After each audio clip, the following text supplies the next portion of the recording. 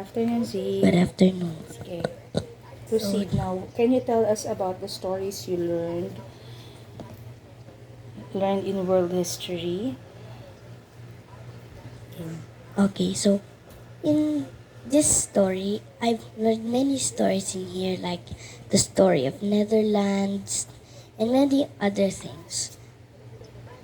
In the first, if I read like sometimes world histories, I can hear many things like people conquering lands, sometimes people making friends, like what the Spaniards did to the Filipinos. Some naman like fight, they battle, and some are sometimes taking a visit or doing an expedition. Right, Nay? Oh, I sorry. Okay. So, and today I learned about a wealth of herrings. What I did is I looked carefully to the pages, and each of the pages, I found names and places. And these are the characters: Crusades, Hollanders, Queen of Adr- Atlantic, Beockels, Vasco da Gama, and Charles V. Places: Netherlands, Syria, Greece, Rome, Holland, British, Amsterdam, Egypt, Europe, Harlem, Ghent, and Bruges, and Venice. One of the characters I know in here is Vasco da Gama. Where I learned is from Vasco da Gama is in my Philippine history studies. I hear him conquer, I hear him going to places and doing many other things. In the places I know in here is Netherlands. All I, from Netherlands, I learned Netherlands in here because it is in Europe. Diba? And I even saw a picture of a boy with a dike. There are many dikes in Netherlands. And Greece, I know Greece so much. Greece is in Athens. It's near in Athens. Katabi ng sila nakadikit. And in Rome is a place like it's like almost a ancient. It's almost like a city, but it's an ancient city, and it looks like it has many. It doesn't look like buildings, but it has like stones, right? Hard stones that looks like that has dust. I mean, like dirt, wavy dirt in it. And Holland, and British, no, hindi ko pala alam yung British. Amsterdam, I think I remembered my dad went to Amsterdam, right? He went there. That is also a city. It's not an Asian city, but it's really a big city full of. It's a kind of a city Sa Europe. sa Europe. Next is Egypt. Egypt is a place near the Red Sea, right? It's where I learned Egypt from one of my Bible stories from Exodus, right? Like how the Egyptians, I know where the people live. The name of the people live in Egypt are Egyptians. And and Europe is a place. Europe is in here. This is Europe. And Venice. I'm not sure I know Venice very much, but I think it is a place. But I think it is a place. But I already went into a place called Venice. Rome and Venice is in Italy. Italy yun. Venice is in Italy. From one of Shakespeare's plays, there's also a play from Shakespeare called The Merchant of Venice. I read that story like it was familiar to me. And I saw one of those from when I had the activity book about Shakespeare. I saw there's a Merchant of Venice. The picture was like a, it looks looks like two buildings, diba? It looks like a valley, but it was a very masikip na daanan, and there was like a water in between the buildings. And it doesn't look very much of a building, but it's like a building that isn't so much big.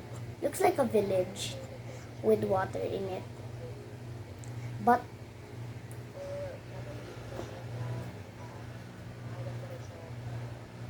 and there was a boat in the river, I mean in the water. Ganun yung nakita kong, basta ganun yung itsura niya. Yan. Sige, proceed with the stories na. Can you choose one story, or what's your favorite story with the awakening of Europe? Okay. My favorite story in here is the story of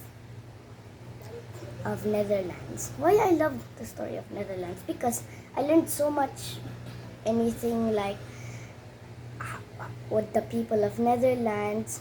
I wish I could see Netherlands in Europe, you know. Because I think if this place was real, I could really still see it. But that's not all really. This book is not fictional.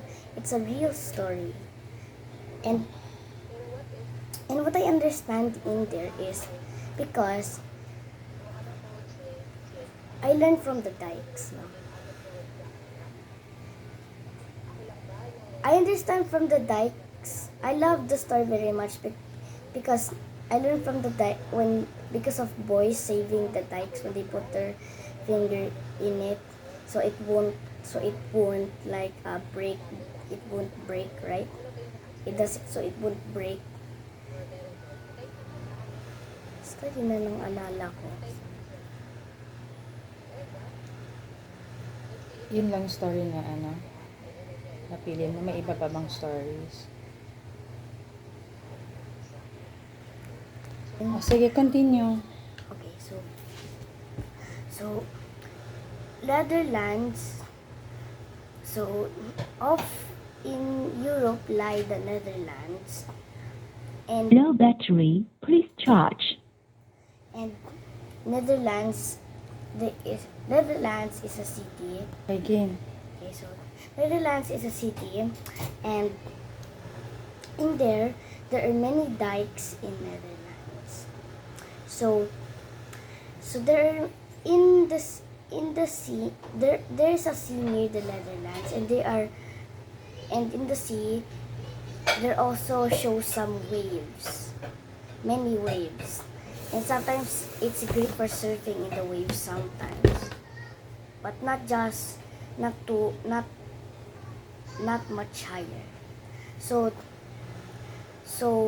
a Dutch boy was going home late in the afternoon, and then he saw a sound of a running water.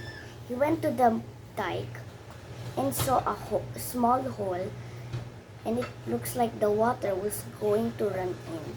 So what happens if the water goes up into the dike? If the water goes up into the dike, it will create the flood in Netherlands. So what did the little Dutch boy do? What he did was, he didn't run for help. All he did was he stick his finger to the small hole until the water didn't went up. And then he went home. Went home lang ba? And What happened the next day? Bakit siya nakaalis doon? so I don't really know. So before I end, I don't really know why the dike did have a small hole they have a small hole. There was a small hole in the dike, but I think the dike was made of something. I think it was made of wood or something else. Sometimes wood naman kasi medyo yata yun. Dike is made of of yung dating ginagawa nila. is they put ano to, yung buhangin from the sea, lalagyan nila sa sack, tapos ipapile nila ng ganon. Para hindi papasok yung tubig. Hindi papasok yung tubig. Kasi if the water went in, it will flood. It will flood the whole city of Netherlands, and every house will be broken, and every of them will be broken. Anong na-learn mo doon? Anong moral story ng ano? So, as for me, if I May were- name ba yung boy? Wala, basta Dutch boy nakalagay.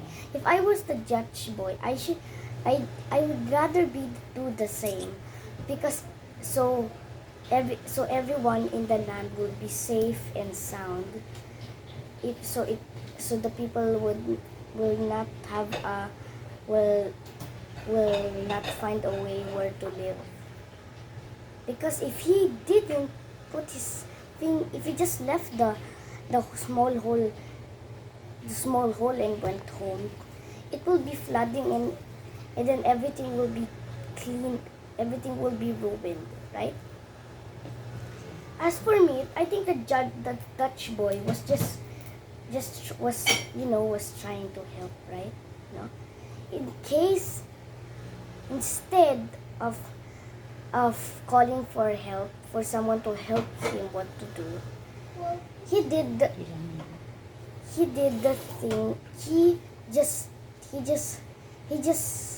do the thing that he can only do, right?